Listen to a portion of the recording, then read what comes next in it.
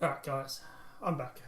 So I think what happened was Unreal tried to go through and tried to load twice, and I think it was just me double clicking on it too fast, and that was the problem. So alright, I've deleted the old VOD that we were just on, and we'll just start from here. So what we're doing, we are building Isle Île. This is an island of France. It's actually to interact with in the game. And yes, it is 1:1 scale. Why? Because I'm crazy. I'm just crazy. So crazy as a cat snake. Let's do this again. Unreal Engine 5.5 post.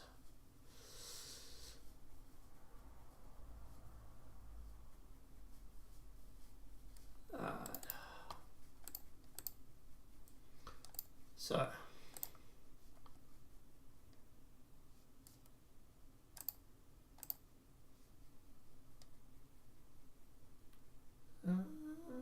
now we are receiving enough frames.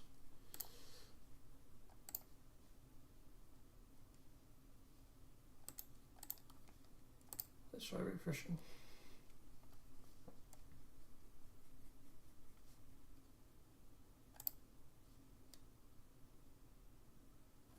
I am not dropping any frames at all.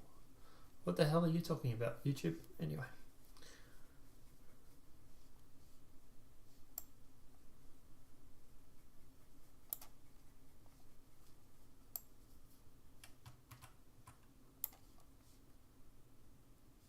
Okay, yeah, it's working now. Alright. Oops, sorry, like that. So, what we need to do now, right? So if we go through and rebuild, details, world. Alright, let's go to content. Maps, Isle Île, materials, and material. So we've got 1, 2, 3, 4, 5.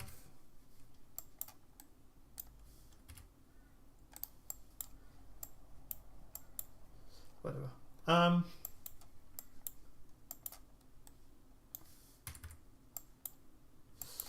Right, and then we got 1, 2, 3, 4, 5 here.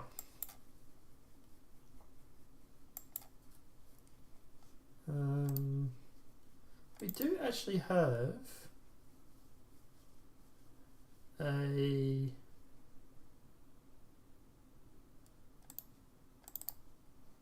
show me this texture.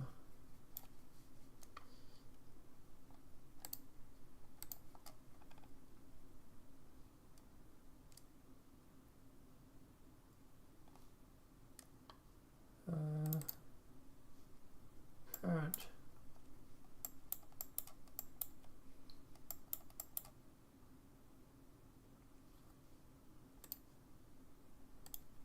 We don't actually use that. Alright. So if we go into landscape,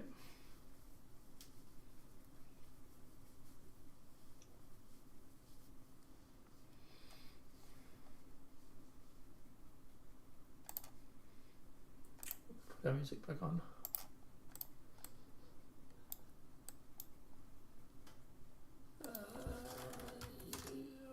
Sorry. YouTube.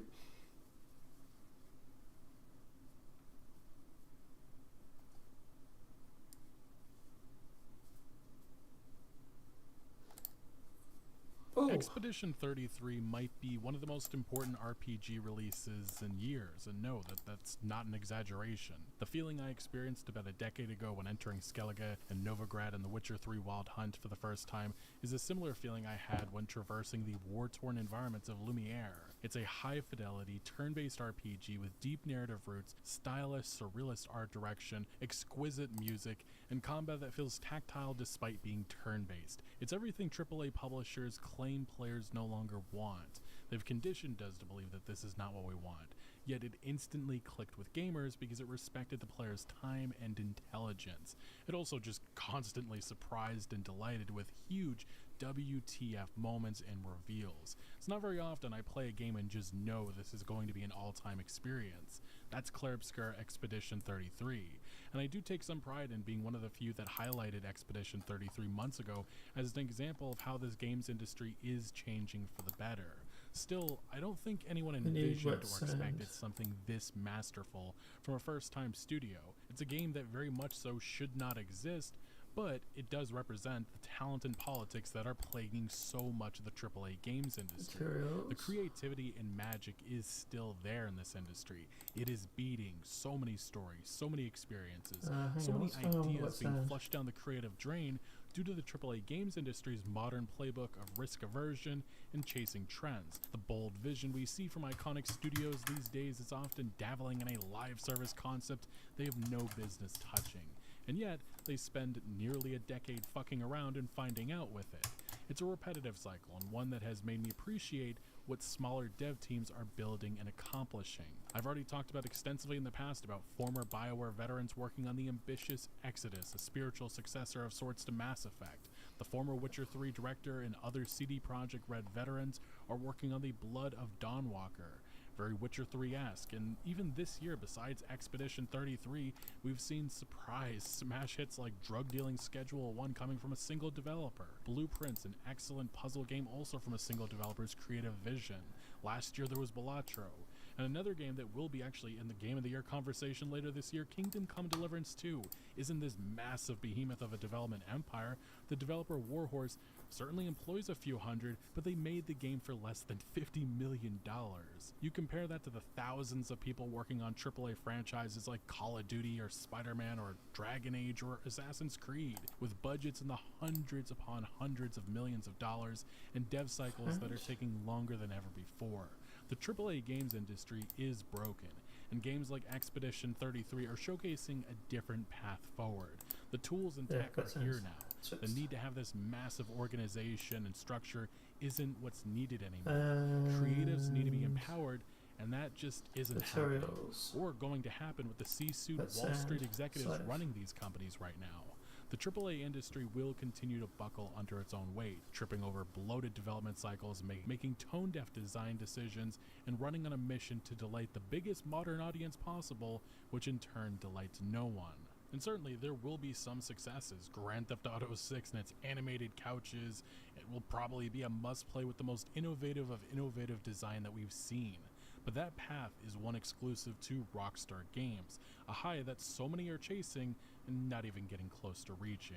It's why after Baldur's Gate 3 released, and we saw panic from the industry about it setting a new standard, I genuinely was confused. Larian didn't set a new standard, they just reintroduced an old one, which was focused on player freedom and meaningful choice, aspects that so many big-name studios from Bethesda to BioWare have struggled with in these modern times. It's fair in my mind to question the process of these once mighty giants and whether or not the industry is broken, and I believe a game like Expedition 33 does in fact prove it is. At the very least, some within this industry are understanding the importance of this moment and why a game like Expedition 33 truly can flip this games industry on its head. Ex-PlayStation boss Shuhei Yoshida earlier in the month explained that the $50 Clair Expedition 33 is the perfect balance of AAA ambition, AA budget, and independent vision. This is the path the industry should be pursuing, and he further added, I hope the game gets the success it deserves because it's time for AA games to regain their market share. Unfortunately, that success has happened. 33 days, 3.3 million in sales. I don't believe that this includes Game Pass numbers, but for everybody involved, Sandfall Interactive, Kepler, which is the publisher overseeing all of this, this has just been a massive success story, and they're already talking about future plans for, more games, and hopefully this is going to represent a model that not necessarily the AAA games industry, but indie and smaller studios are following, because this perfectly exemplifies, I think, a healthy industry that a lot of us want to personally see. And like I said, it's not just the fact that the game, you know, has been a massive success in terms of sales, it's also the fact that people are absolutely loving it. I talked about, you know, my impressions earlier on in the video, saying that I think it's masterful, I think it's one of the best games I've played in years, but that's also reflected on places like Metacritic, in which you have scores of like 9.8 on PC, 9.7 on consoles, and truly everybody who experiences this just walks away with WTF moment. Like, it's just, you're overloaded with how amazing this game truly is in terms of its performances, in terms of its gameplay, in terms of its build potential. There's just so much here to compliment. And while you do see that in terms of sales and player reviews, it's also noticeable in a place like Steam, in which people are going out of their way to buy this game, because this is an experience that people want to have in their catalog. It's not a game that some people, especially myself, I don't want to just rent it. This is a game that I want to have on the wall, have a physical copy, and play it, you know, whenever I can. And on Steam right now, a month after launch, it's still around 55,000 players. That is beyond impressive, especially for a game that is available on Game Pass. And we've seen other massive franchises like Doom struggling to engage any players. And even you can look to another massive release from Ubisoft, Assassin's Creed Shadows, barely even reached those heights, and that's a massive franchise. So I think the success that we are seeing with Expedition 33, it's just unprecedented. We rarely see that, and it's, again, it just represents a path forward that really hasn't been talked about enough. But look, the fundamental formula, the actual game style of Expedition 33 isn't this, you know, massive foreign concept that's impossible to create. This has been there. This is something that a lot of other publishers could have engaged with. And the main thing what people are talking about is Square Enix. Analysts have actually brought this up. Square Enix is probably kicking itself seeing the success of realistic turn-based JRPG Expedition 33, analysts say, after being reticent to do it with the Final Fantasy series. If you asked Final Fantasy fans from the late 90s, early 2000s what the ideal version of a JRPG should look like, it'd be something like this. And I think that really just says a lot about the stagnation in creativity and the fact that so much of this industry is so scared about taking risks. And the only risks that we are seeing is, it truly is, chasing trends, trying to find a microtransaction fountain. That is just what we've become accustomed to. And that's why I do think, like I said, the last couple of years in terms of RPGs and the focus so many of them have, it just doesn't feel like it's focused on what actually, you know, players want. It's focused on the modern audience and trying to make a game that is as open and friendly to everybody, but at the same time, we've talked extensively about how that hurts the main audience and how that hurts the overall experience, because when you're trying to satisfy everybody, you're not going to satisfy anyone. And that's why I think, like, the controversy surrounding Dragon Age the Veilguard, this just continues to boil over. We continue to hear from individuals that are part of the development, lashing out at gamers, lashing out at players, not understanding why it was so divisive, but it really is quite clear why it was. We actually heard recently from the Dragon Age the Veilguard actress, they defended the game, saying people were attacking the game before it was released. You know why?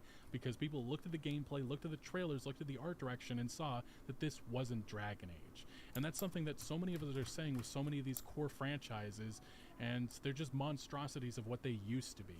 You know, the complexity, what made them special are no longer there. They've been rooted out with just a lot of nonsense, and that's really what this AAA games industry has become known for. And that's why people have lashed out even before launch with BioWare, because they knew what was coming, and they ended up being right. But this specific actress, they played the female Inquisitor in Dragon Age Inquisition and Veilguard, and they spoke to IGN about Veilguard, and they said they were absolutely devastated the game didn't sell as well as expected and received so much backlash, despite most critics' reviews ranging from quite good to excellent. But the problem is, those critic reviews, they were very controlled by Electronic Arts, the publisher, and if you actually looked at user reviews, they were quite mixed. If you go on Steam, it's like a 70 or so. That's not great, and a lot of people did not buy the game. So look, that's the fundamental issue with all of this. You can point to some of the critic reviews, but the core audience, they did not show up because they were not interested in this product that looked like it was very divorced from what Dragon Age used to be known for. But this actor did say, I also think a lot of people kind of wanted to see it fail, or wanted to see BioWare fail, either because they're just really bad people on the internet, of which there are unfortunately many, as we have discovered. And that's a cop-out response, and that doesn't understand or really try to dive into why people were dissatisfied with this new Dragon Age entry, and why people were really worried for the last couple of years with BioWare, period, because it's not like Dragon Age the Veilguard came out of the middle of nowhere. We had Anthem, we had Mass Effect Andromeda. A lot of us already saw the fears, a lot of us already saw the concerns, And then the marketing and everything the developers were saying, it just did not sound appealing. And then finally, when release day came, it just confirmed all of our suspicions.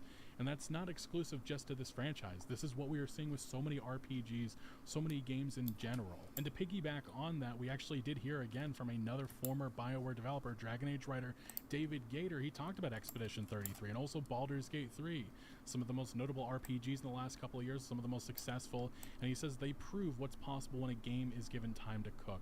And the problem is associating that with Dragon Age the Veilguard, that's just ridiculous, because that game had 8, 9, 10 years of development. That was not the core problem with the game.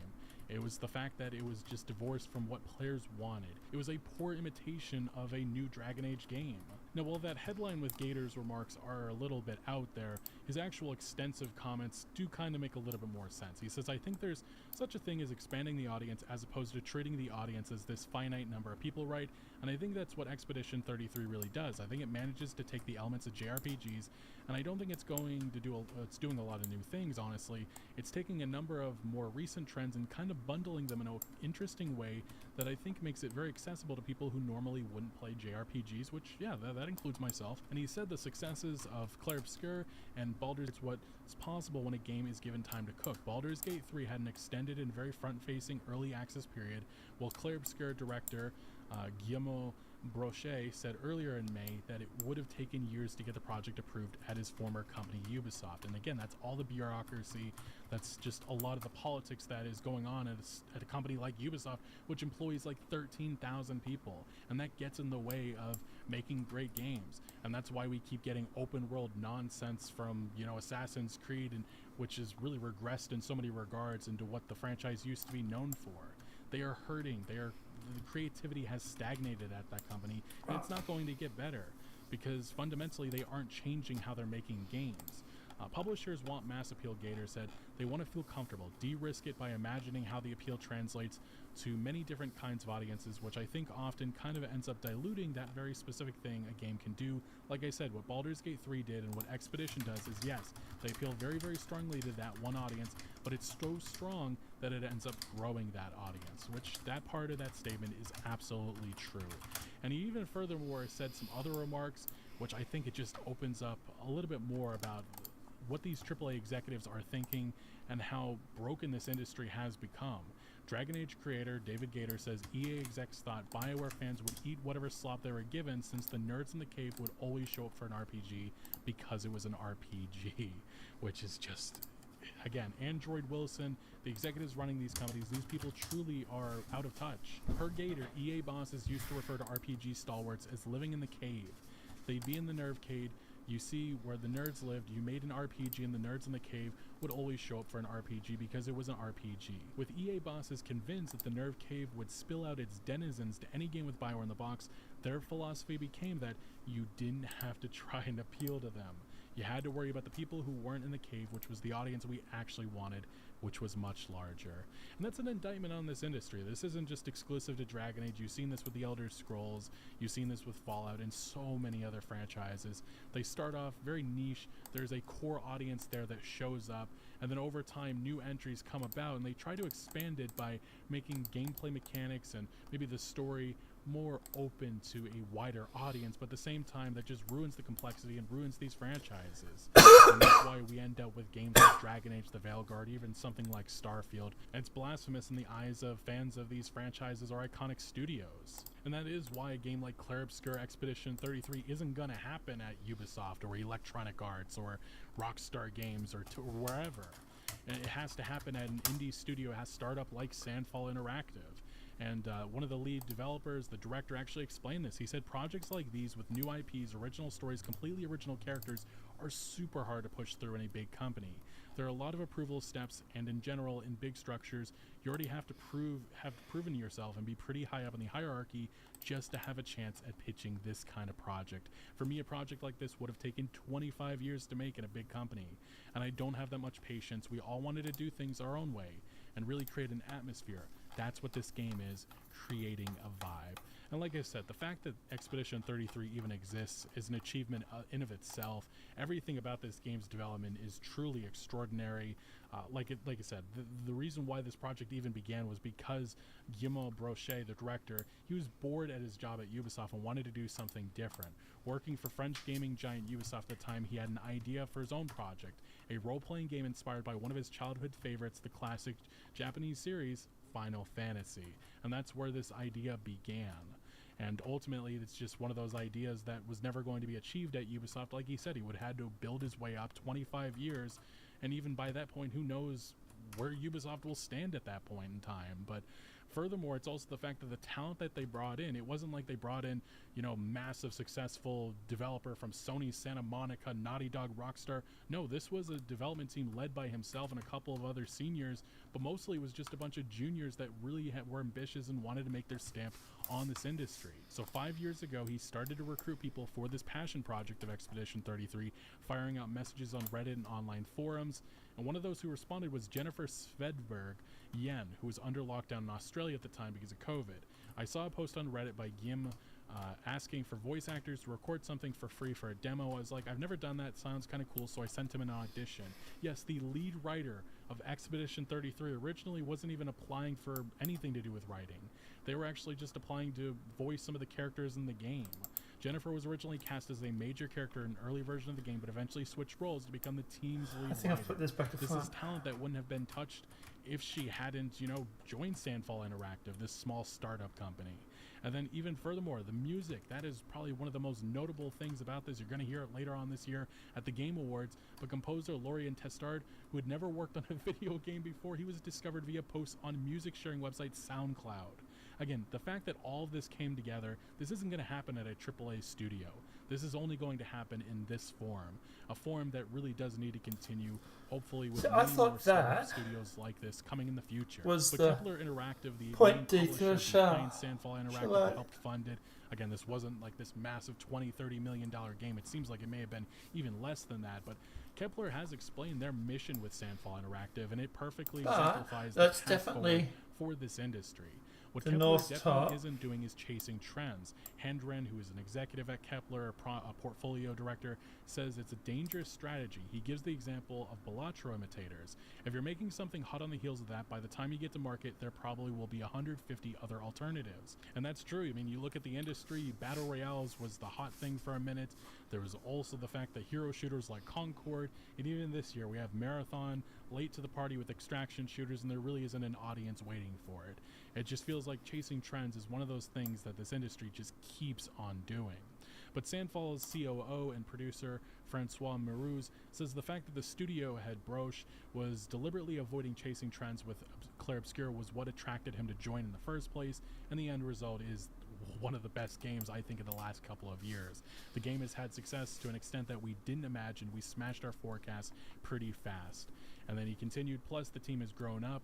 Again, those juniors, this small team of 30 to 60 developers, they have that experience. They're only going to continue that with new entries into the future.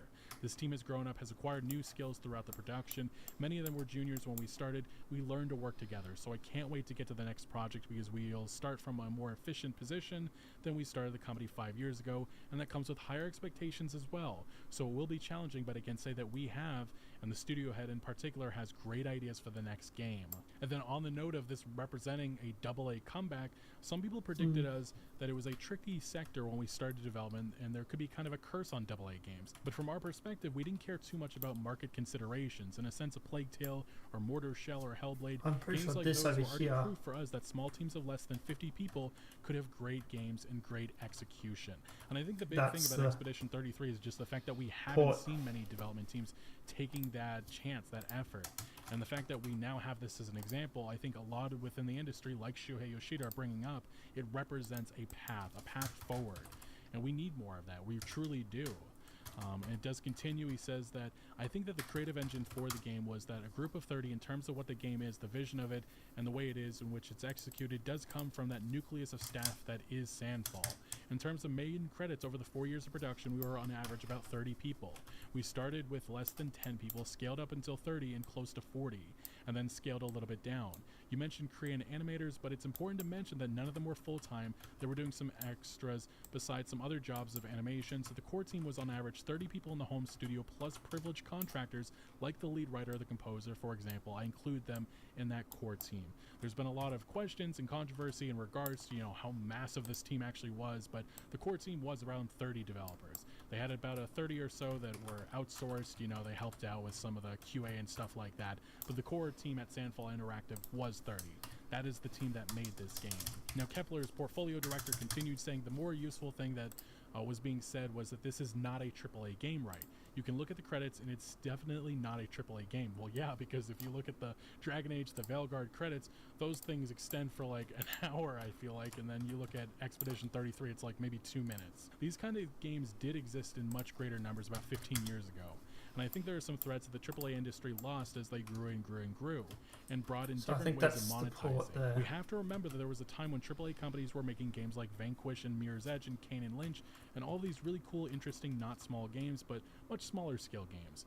And you've seen the number of releases from AAA publishers dwindle and dwindle and dwindle, and development cycles lengthening for forever, it feels like, with some of these projects. Like I said, 9-10 years is not unheard of with a lot of these projects these days. Now there's an opportunity for teams like Sandfall to come in and give players something that they really have not been given for quite a long time. And if Clair Obscur can be classed as a AAA game, how much did it cost exactly? And nobody's really saying specifically, but they have pretty much said that. I would say that I've seen a lot of budget estimations that are all higher than the real budget. Everyone's desperate to know what the budget is, and I won't tell them, but I would guarantee if you got 10 people to guess, I think 10 wouldn't guess the actual figure. He says, I'm sure Mirror's Edge and Vanquish cost more, put it that way. This game probably cost about 10 to 20 million tops, and that's honestly astonishing in an industry when you have games like Call of Duty, Black Ops Cold War, which leaked, and the development for that was like $800 million. And even Spider-Man 2, that was $300 million. The budgets within this industry are truly insane, and they're getting more and more insane by the day. And that's why a game like this, budget-friendly entry like this, it represents something very, very different than the AAA games industry. And you constantly hear about games are unaffordable, prices have to increase. No, they don't. You just need smarter development teams and AAA publishers that actually are being mindful of all this. But a lot of them they don't care. Now, fortunately, Sandfall Interactive, Expedition 33's development team, they're sticking to how they've been running. They're not going to massively expand. They want to keep how they are. Their structure needs to stay the same. And I think that is really core to this team being successful.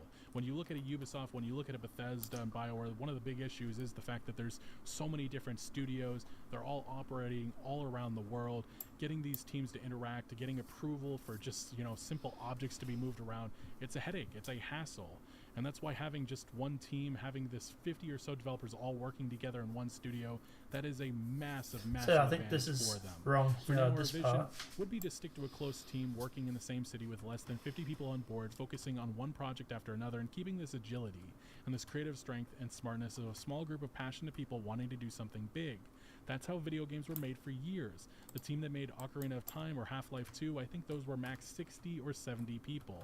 And that kind of size allows for good decisions and good creativity. He adds that the studio might recruit a few more people, but it won't start working on multiple projects simultaneously, and they will deliberately avoid growing too big and unwieldy. We want to keep the organization that made us successful, and that is music to my ears. I think keeping a core team to hold the vision and to build out what the game is, and then expanding as you need to work through things like outsourcing, is a very smart and sustainable way to manage game development. I think there's been a lot of irresponsible practices in this industry. He continues referring to the inherent risks involved in ballooning AAA budgets and team sizes. Some games make it work. Grand Theft Auto 6 is going to make it work. I think we can all say with great confidence. But there are plenty of games made with very large teams and for huge amounts of money that don't land. And there is a human cost to running things that way. People lose their jobs. God knows how many layoffs there's been in this industry over the last few years. And yeah, it's been in the dozens of thousands of jobs lost. I do see a lot of developers who ship a game and then get some level of success, even very small levels of success on a very small budgets, and then almost instinctively feel like they need to double or triple the budget of their next game, and that is something I definitely question. One of the things that's great about Expedition 33 is it really respects the player's time. It gives them plenty to do and gives them plenty of satisfaction, but it isn't arbitrarily 500 hours of gameplay. It's impactful because it's scoped correctly. It doesn't have any sense of bloat or extraneous things that are put there just to make it larger and larger and larger. The value that players get from games does not align systemically with the length of the game, which is absolutely true. And Expedition 33, in terms of its structure, in terms of its organization, that is the path forward. In terms of its $50 price tag, it too is a trendsetter. Reasonably scoped game comes with a reasonable price, the antithesis to the AAA industry that is charged more than ever for what feels like often less quality content than before. The perception of a less than $60, $70 game like this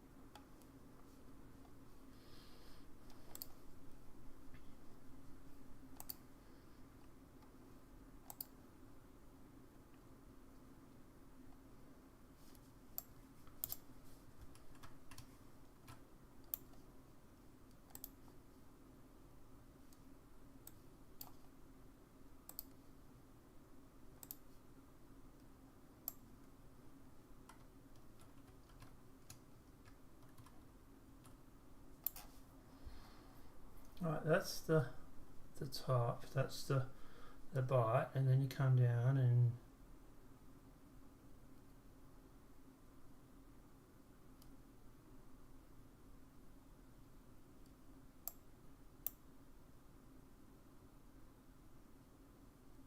that is that part. Yeah, the port's down here.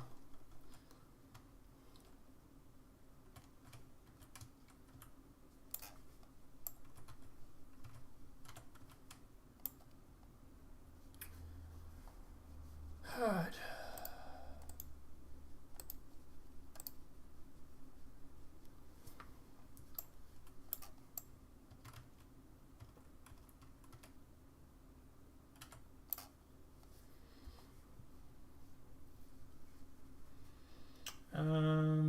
So landscape, all this needs to be hollowed out.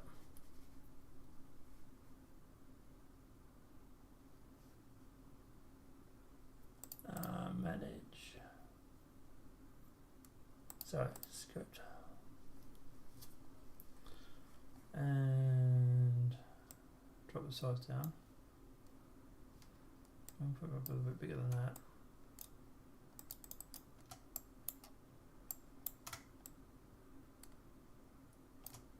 Oh, close to that edge there.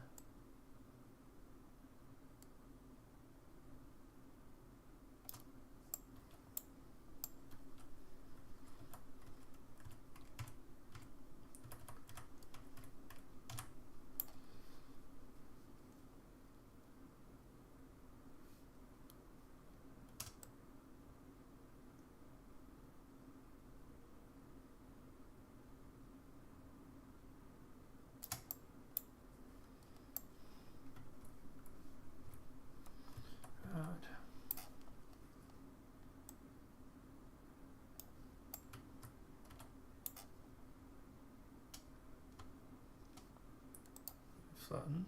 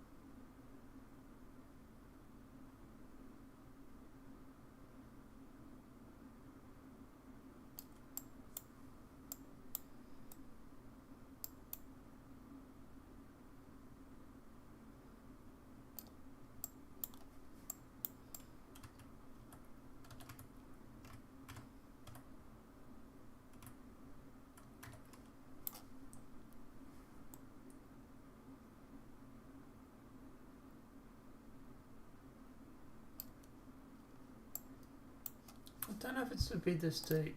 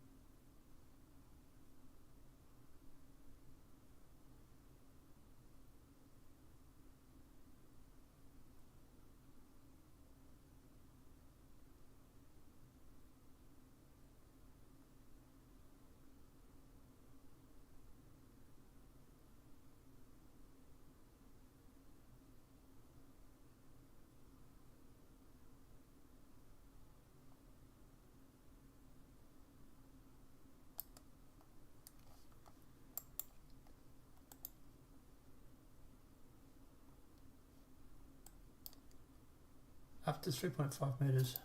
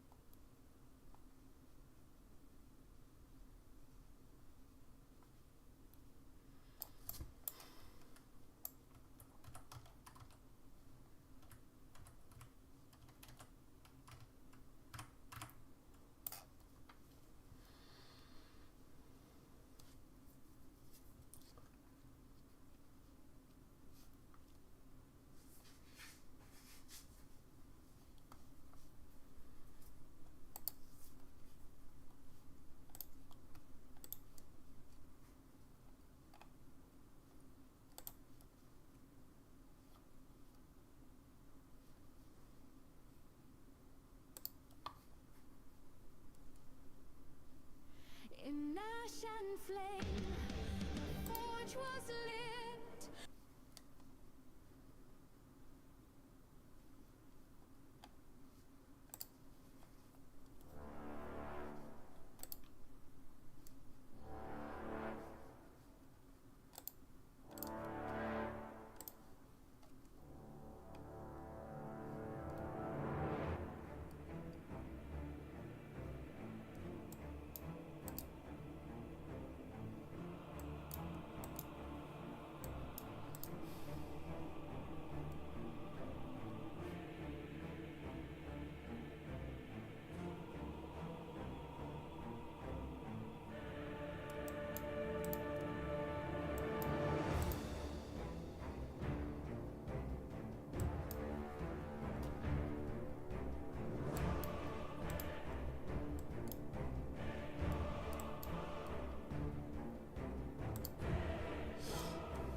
So sloops and brigantines would be generally all you could really put into the harbour. The harbour was about 3.5 metres. Outside that is obviously very different, but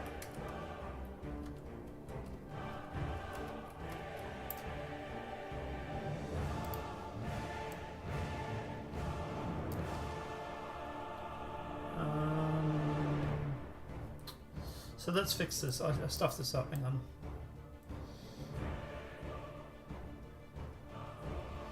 Let's fix all this here.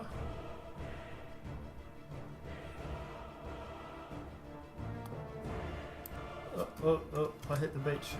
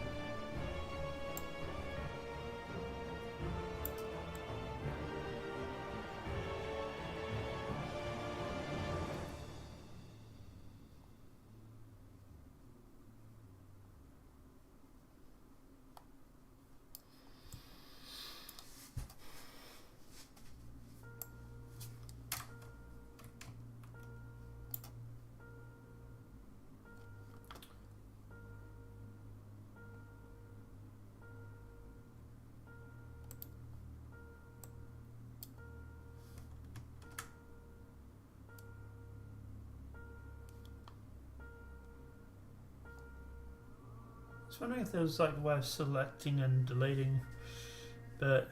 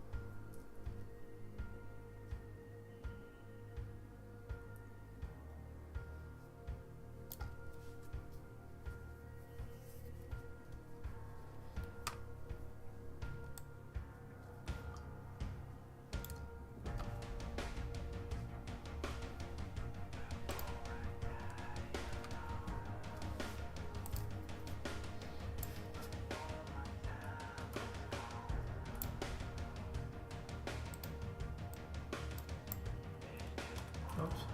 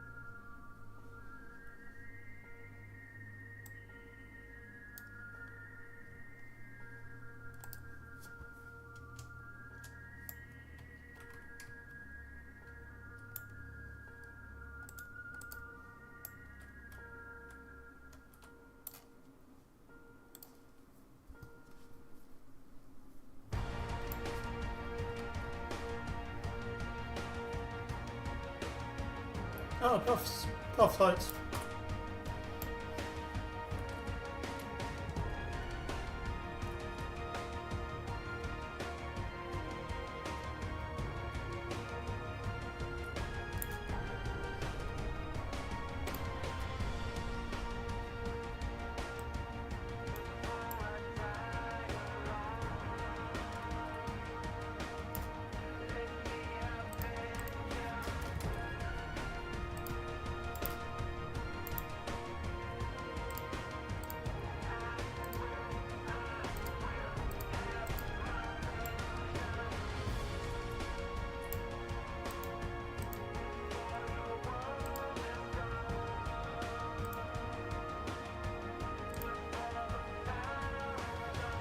has to be 10, right?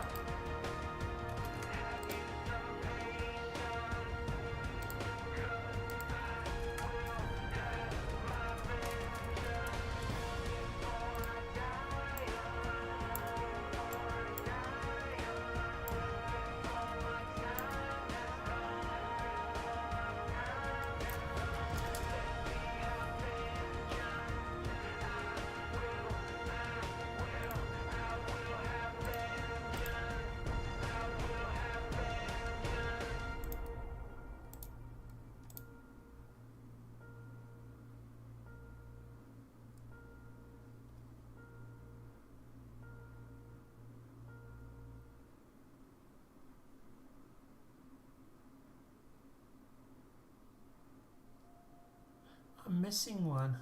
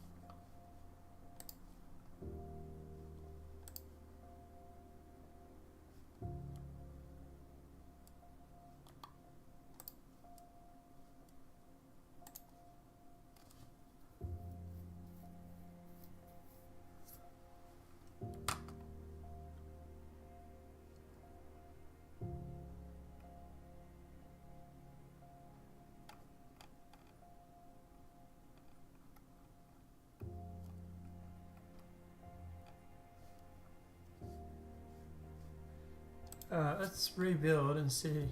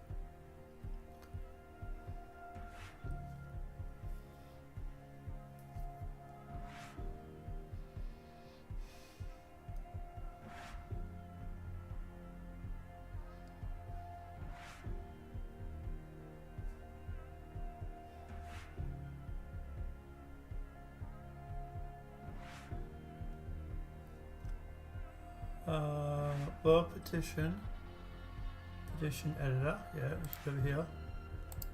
Build.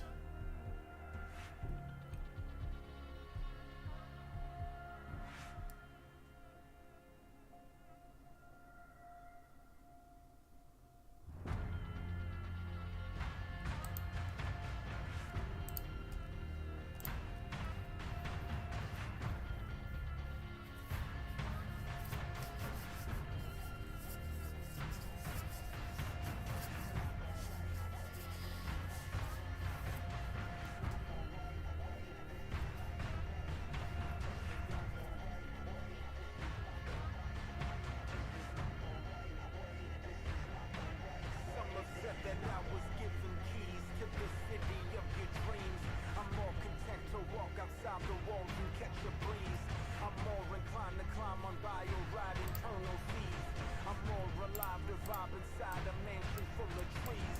I do this for a reason that they can't pretend to glean.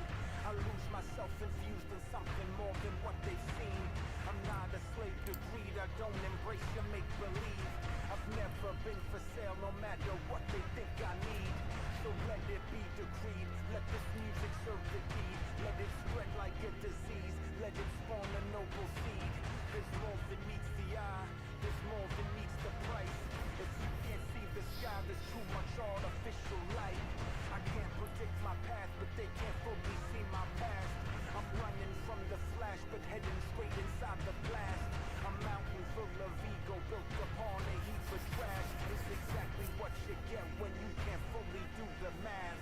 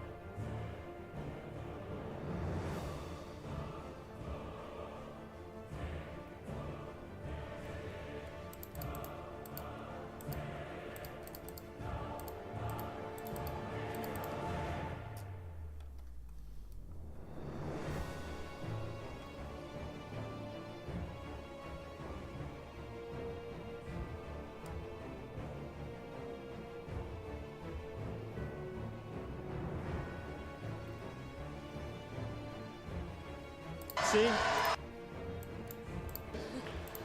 You'd all love to see Christopher come back as the Doctor, right? See? Now, what would have to happen for that to become a reality? Sack Russell T Davies, sack Jane Tranter, sack Phil Collinson, sack Julie Gardner, and I'll come back. So can you arrange that?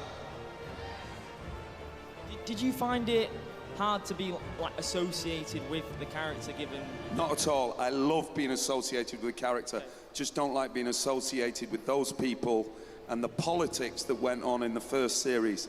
The first series was a mess, and it wasn't to do with me or Billy. It was to do with the people who were supposed to make it, and it was a mess. You'd all love to see. Well, Billy Piper came back, so.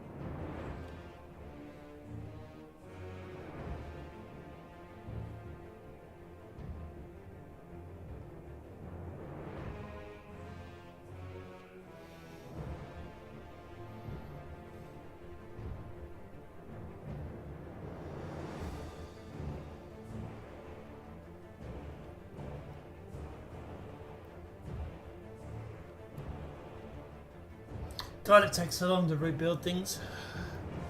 So the level's massive.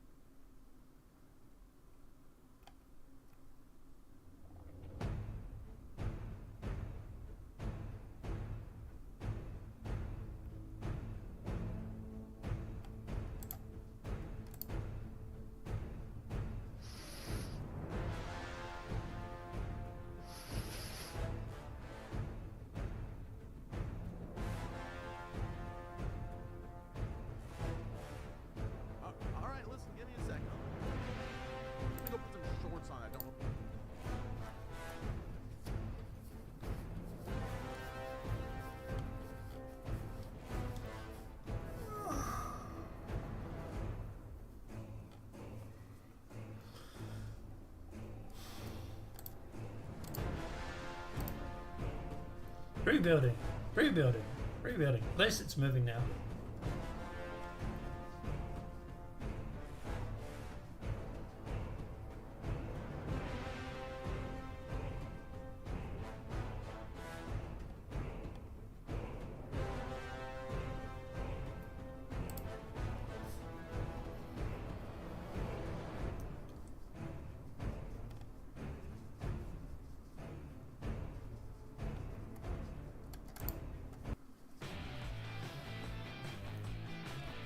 Hey guys, welcome back to Clownfish TV. This is Neon, not here with Geeky Sparkles in this video.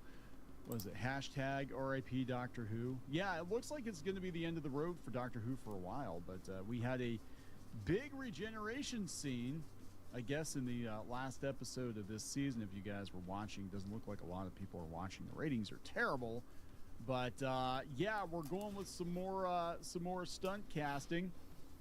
If you guys, well, obviously, if you clicked on the video, you know what's going on. Billy Piper is now the Doctor. Oh boy. Don't get me wrong, I like Billy Piper, I do. I think she's cute. But this is just a last-ditch attempt to try and save the franchise. You know, here's the thing. Doctor Who rumors. There are all these wild Doctor Who rumors. I'm going to believe each and every one of them They're always right. until the end of time. No pun intended. Because so far, they've all come true. No matter how ridiculous the Doctor Who rumors were, they've all come true. I know Gary at Nerdrotic had an insider come to him a few years.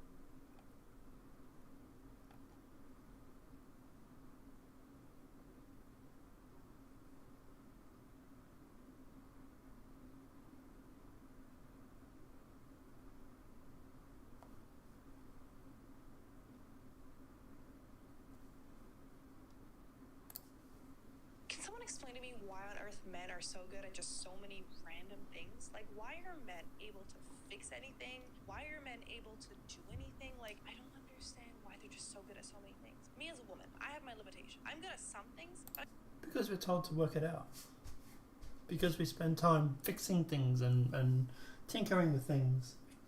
This map, no one told me how to do it. I had to sit there and work it out.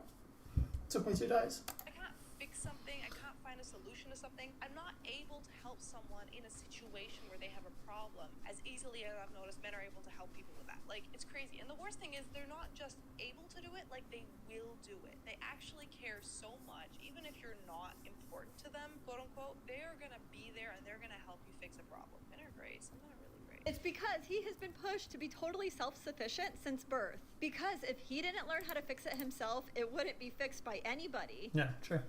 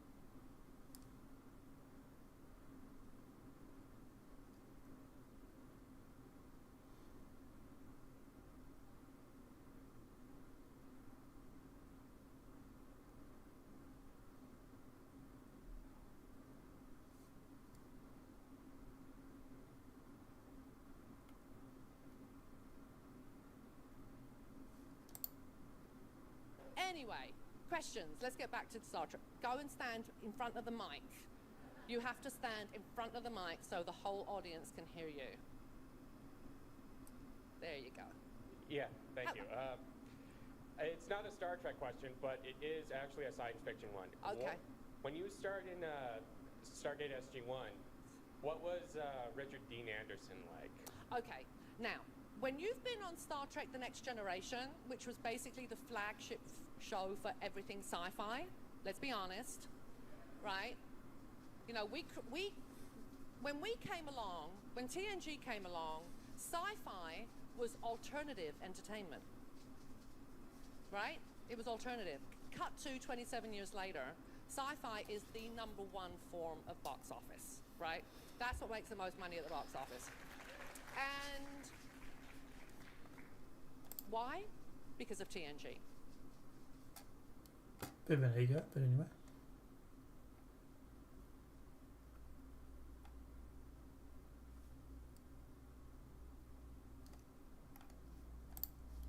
Everything you're about to see has been captured in engine as one continuous shot without loading screens. Distance between planets has been compressed for the sake of brevity. Oh, yeah, I get it.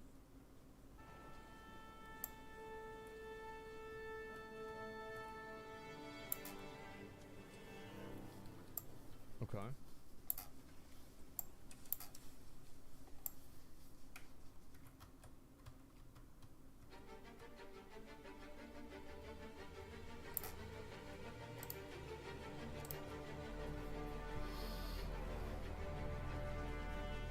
So that's like the sun. I guess the blue one's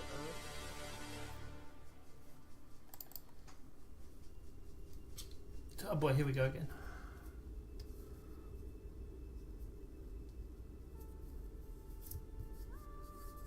Solar system size game spaces. That's what it says down at the bottom.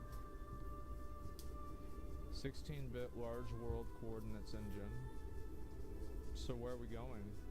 Well, why haven't they had a loading screen yet? Because I played Starfield and I feel like I would have had 3 by now. Seamless transition from space to ground. Okay, then do it. Let me see it. Do it. Fully explorable planets without loading screens or boundaries. Okay, then do it. Oh shit, who's this? Oh, that's the space station.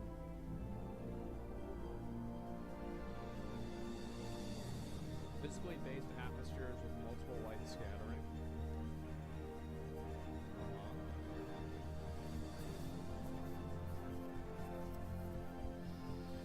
Well, I can tell it's fake because it's not flat. It's a fucking troll. Oh wow, holy shit. So we actually... What the fuck? Oh my god. It actually worked. Wait, so why does Starfield have so many loading screens then? Why?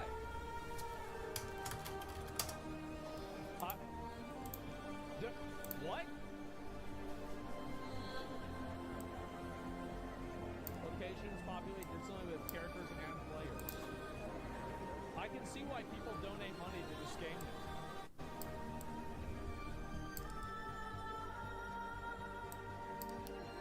Yeah, this looks very promising.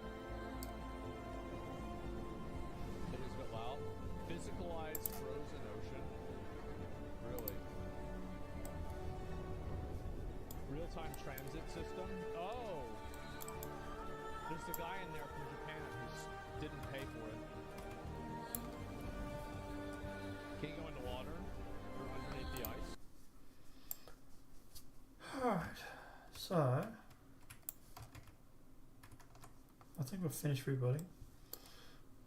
Let's try.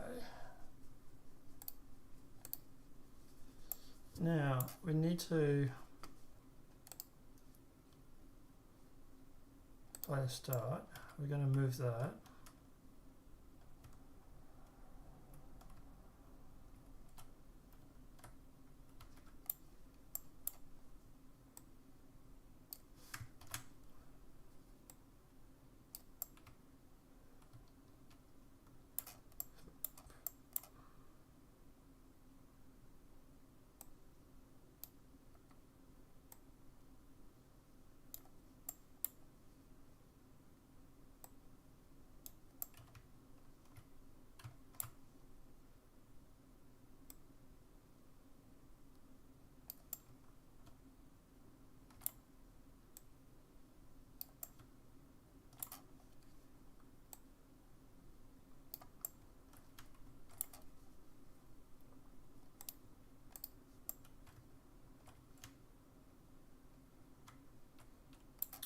Still missing it here.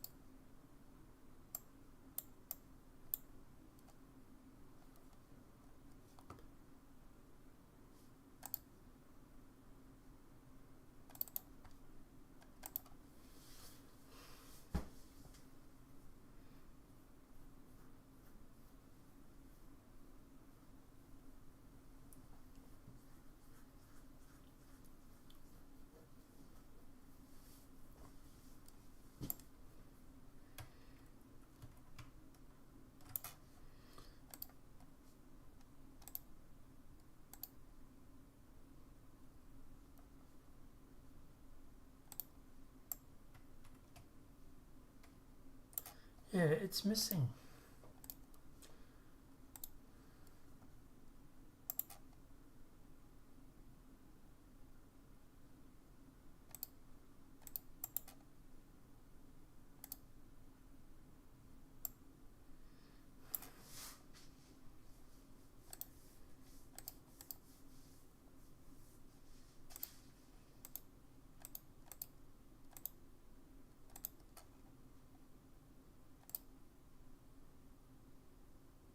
It's 10:05.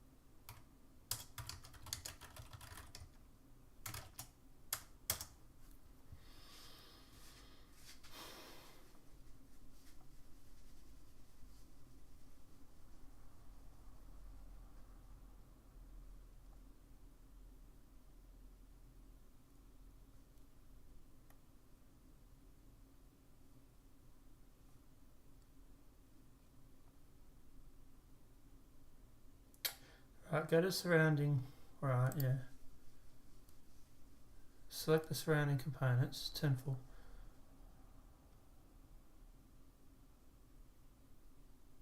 Go to landscape tool. Add new component. So we're just gonna go. Okay, we're just gonna add it then.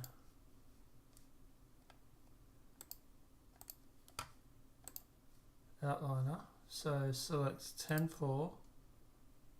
10:6, 5:0, 11:50,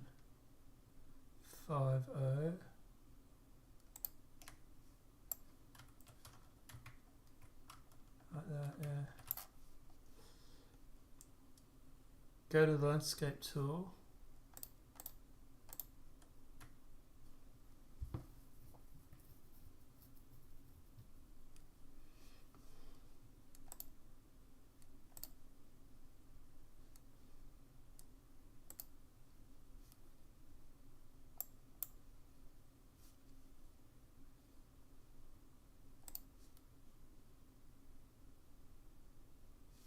Component.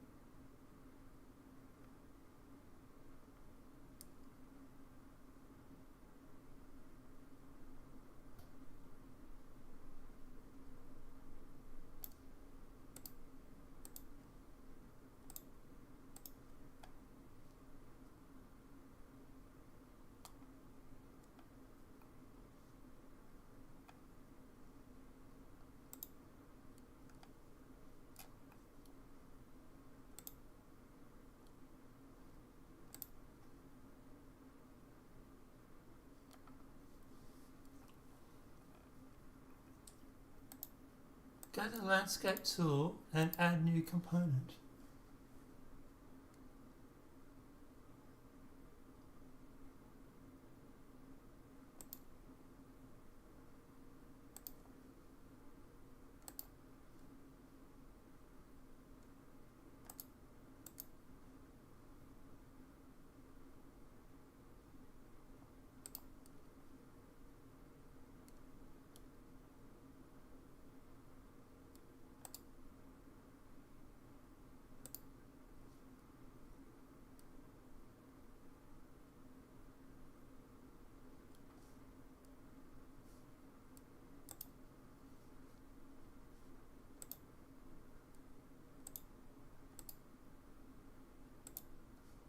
I don't know how to...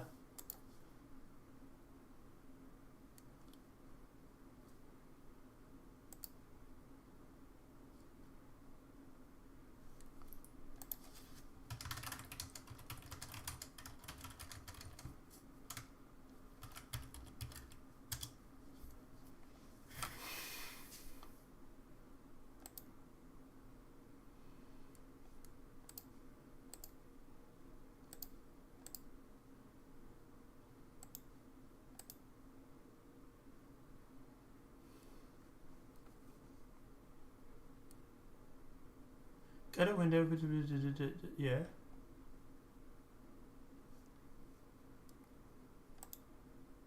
Go to layer.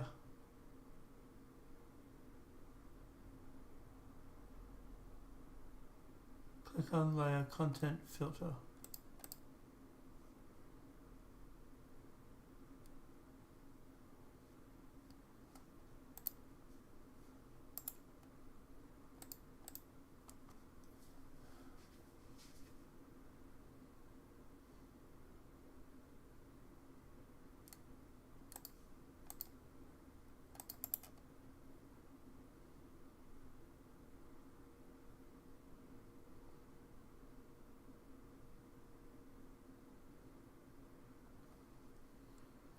Alright, with the Manage tab, click Add.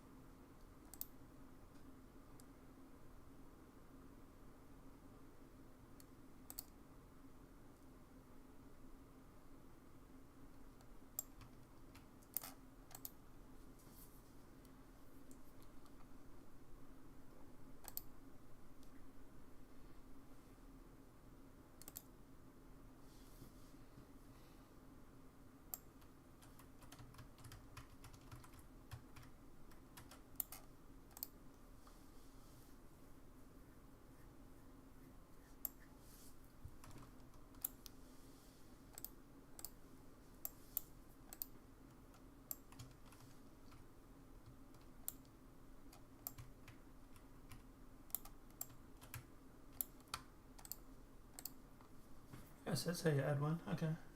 Now the problem is it's kind of fucked up my.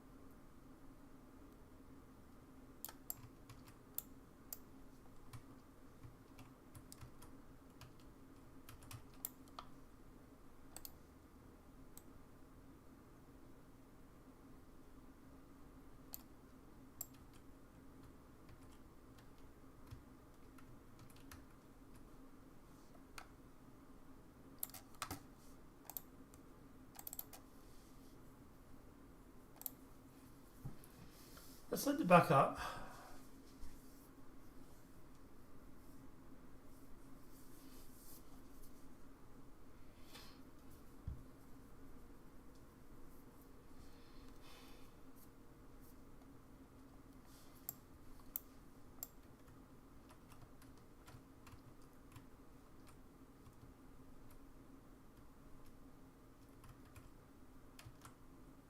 Right.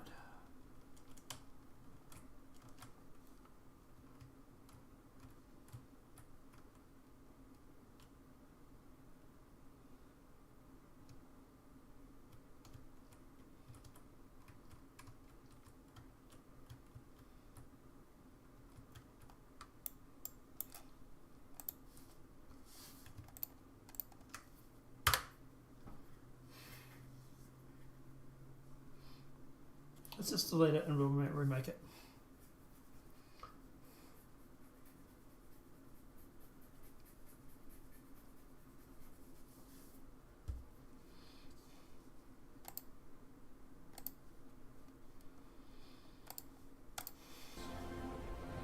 It's like a frozen whale. Oh my god. It's like some sort of like fucking space station or something. Oh my, wow. Look at this. This is gaming, man. Look at this. This is amazing.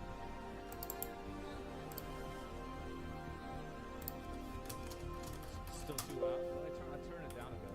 Fully interactable and explorable multi-cruise spaceships. So that's an actual spaceship that you can... So if this is Star Citizen, the spaceship's like what? Probably $6,000? Troll. Holy fuck. Oh, it's only 400? Oh, okay. Maybe I should buy one.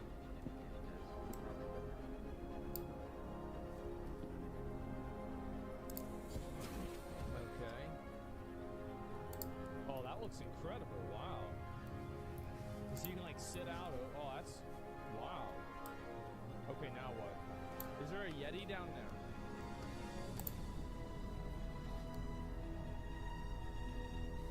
He must be more aware of the project than he lets on, because he just said about the Yeti.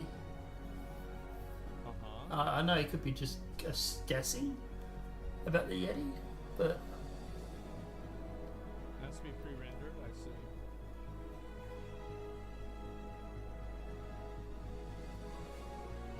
Oh, shit. Oh, there'll be a loading screen to go in here. Yeah. Subterranean locations. Well, how big is this? Well, we thought about using Star Engine to actually build the game, but the problem with it is that it's based on the O3DE engine, which is fantastic, but unfortunately there's not enough documentation to do stuff. Now, obviously I know now a lot more than I did when I first started this project. But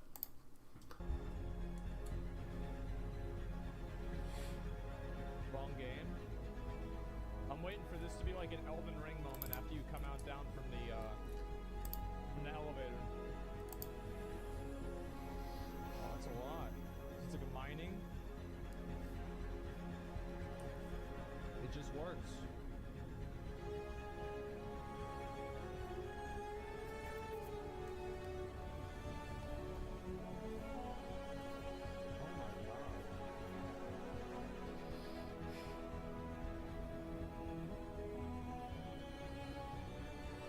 Ground fog fully integrated into the atmosphere. Oh my fucking god. Another empty Starfield clone? Not necessarily.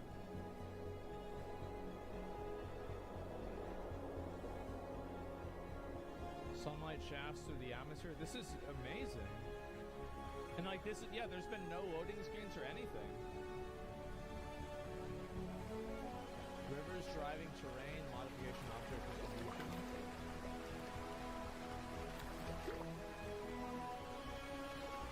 Wow. So the water's kind of fucked up, but you know, you can't win them all.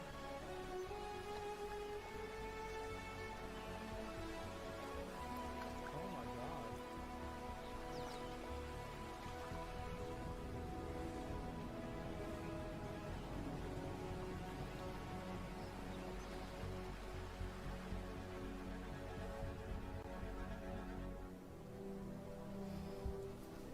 Dense environment, procedural generation based off of rule sets.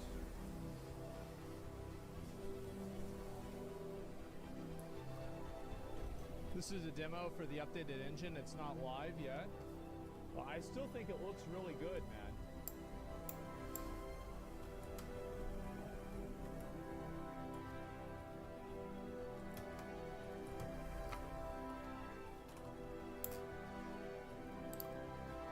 Oh my god.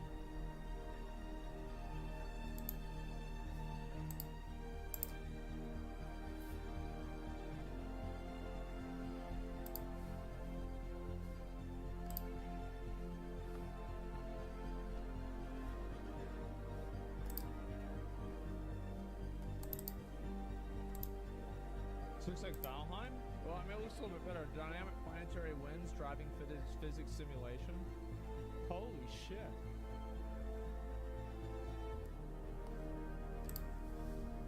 Alright, so file,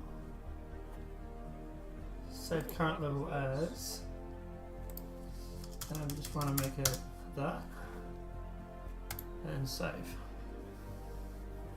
So we're going to save it as the loot, and then we're going to do it in place. Those are all the, look at all those Discord moderators.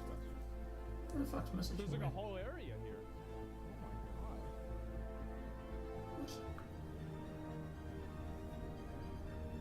Space cows? Yeah.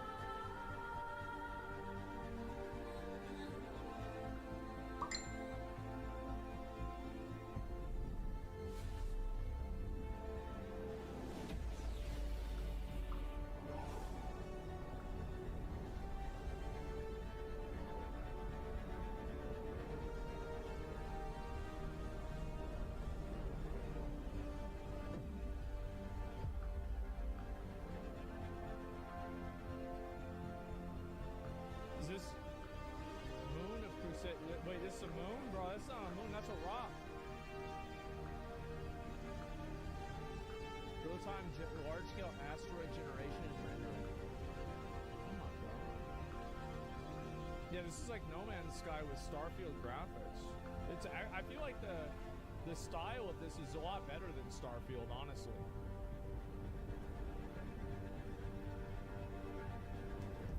Those light? Yeah, look at the light. That is incredible. Holy fuck. Look at this.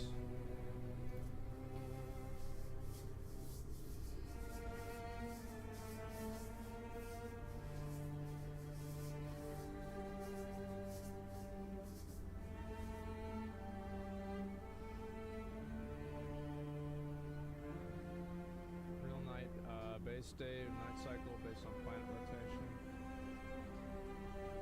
So like what happens? It looks like it's a Jupiter, right? It's a gas giant. Can you go on? What happens if you go into that? You're about to find out, buddy. Probably nothing, right?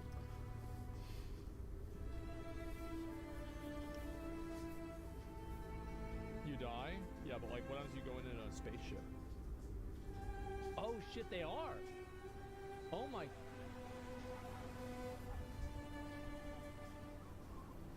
Wow.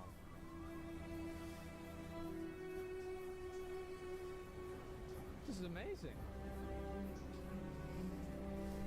And this is all in the same area.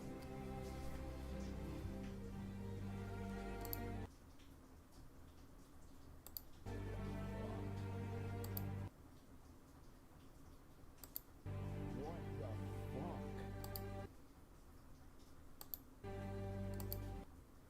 I'm reading the comments. Yeah, people are loving it. There's a little bit of negativity, but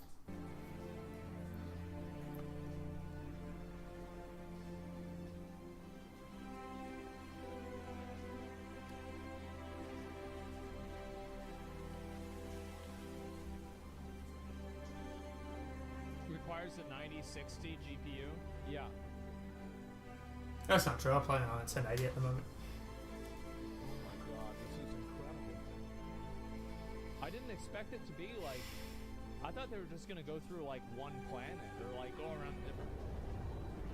Jesus, there's another spaceship.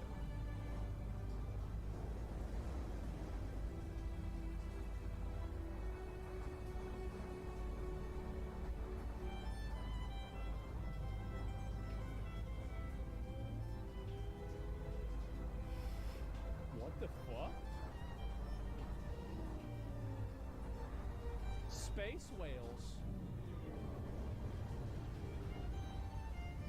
Holy shit.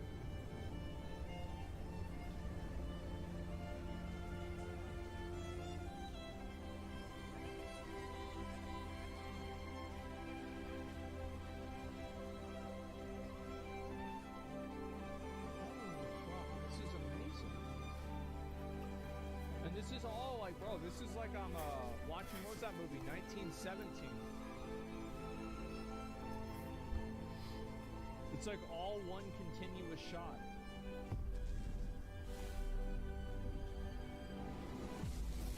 This is incredible. And so this is like the warp drive.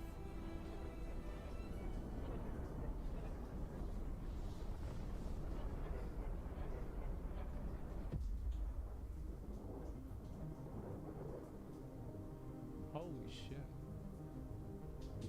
This is a space scaling? What's that in the middle? That's another space station. Damn, that's a lot bigger than what I thought it was. Oh my god. Holy fucking shit. Was this like a drive-through?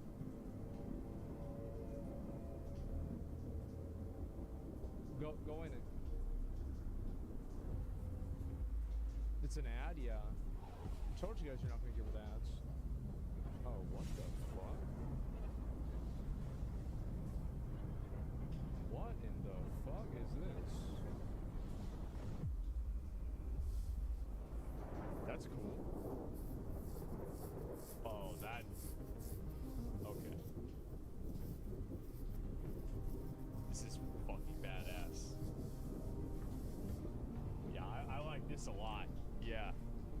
Holy shit.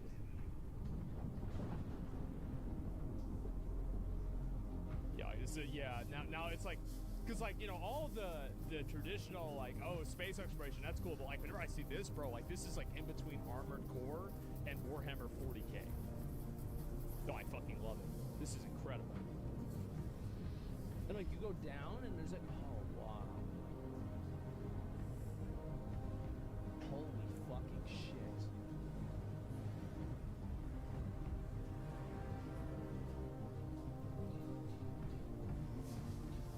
It's a pirate station? Yeah.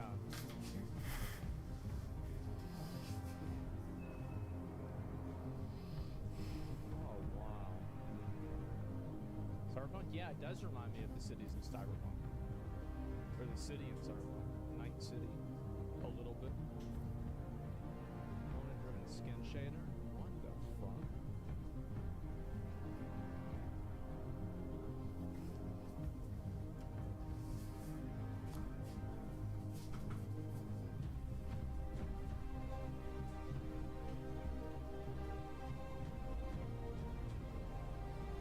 All this space, all the stations, and no aliens? They've already shown 2 alien species.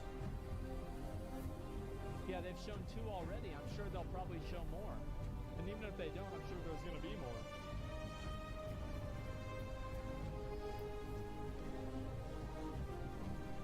Holy fuck, man. Like, I honestly, like, I didn't know this level of scope was possible. I'm going to be totally real with you guys. Like, I didn't know you could do this. Now, I'm sure that there's probably going to be, like, different types of design tricks. Like, for example, like, that wormhole probably functions as a loading screen, and, like, so do other things. But, like, goddamn, it's so fucking clean, it might as well not even exist.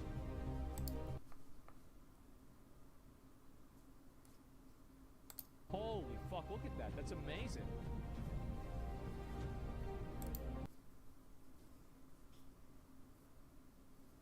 No, it doesn't?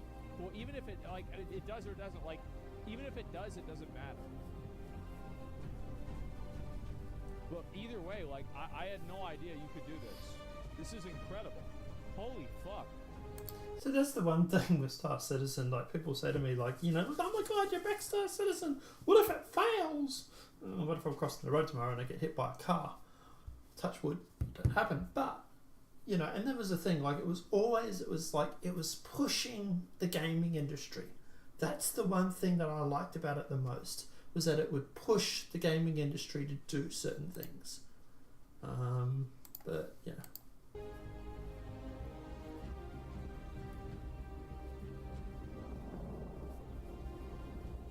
Okay, so now what? By the way, guys, we are just simply making a backup. Imagine showing this to somebody who just got done playing Super Nintendo.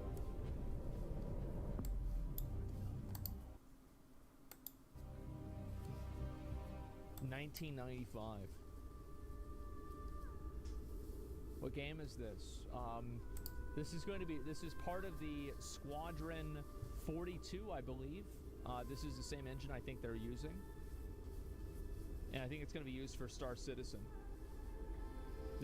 That game is coming out in 37 years. Sunshaft occlusion on a planetary scale. Holy fuck.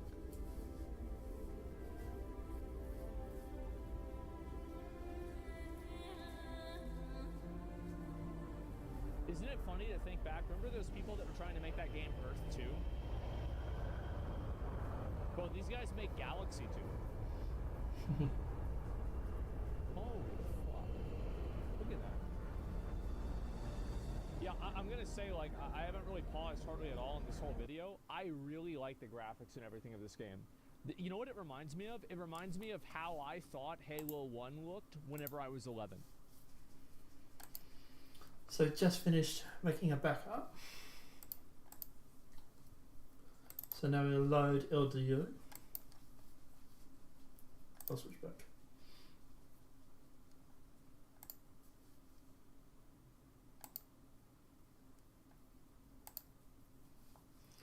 Alright, so now this is LDU. Right.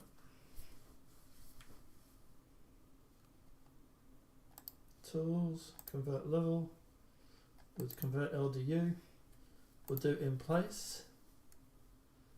And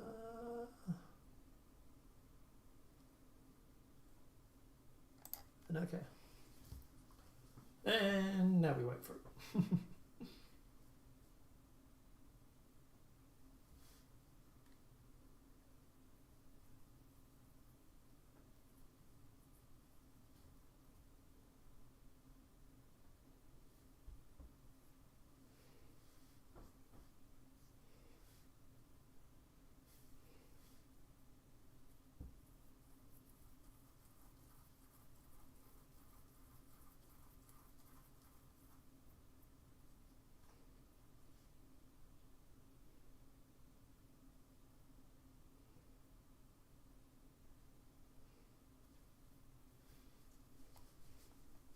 It's going to take a little while, so we'll go back to directions.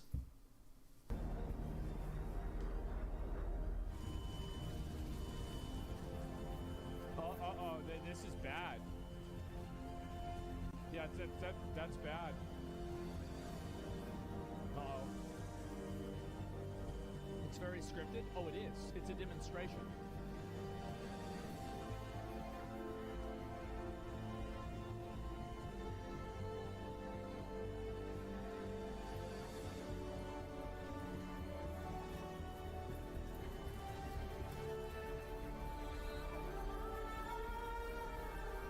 Just close it, yeah. Holy fuck.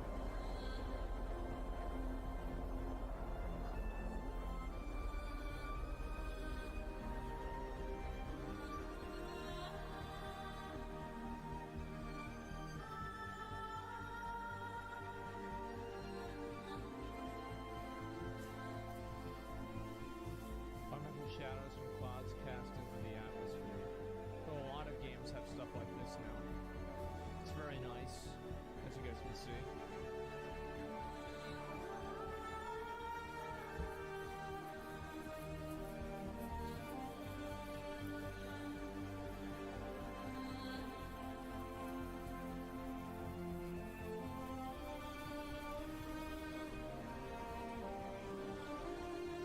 Holy shit.